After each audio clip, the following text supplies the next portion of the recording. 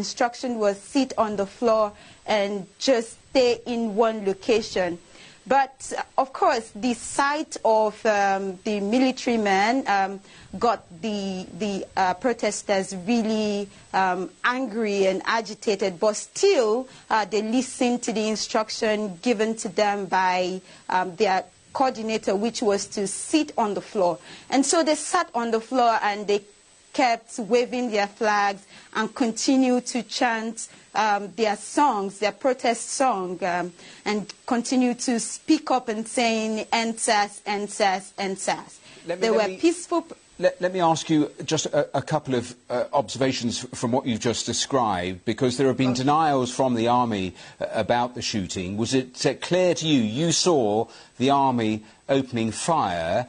And the second question, did you see any casualties, any bodies yourself?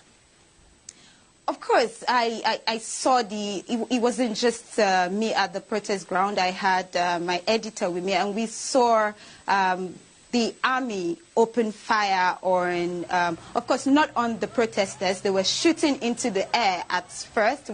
Before we left the scene, they were shooting into the air. And while we were trying to find a safe cover, I saw a young man who seemed to be struggling for breath. He was slipping out of consciousness and was just lying on the floor. I think what must have caused this situation at the time must have been the shock or the sudden shock of the sporadic shooting from the military, and of course, because the environment was tense, that must have been the cause of his predicament at that point.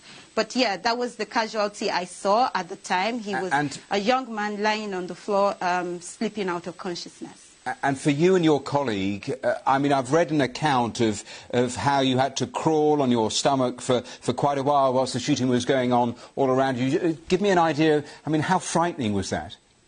Well, it was so frightening. It was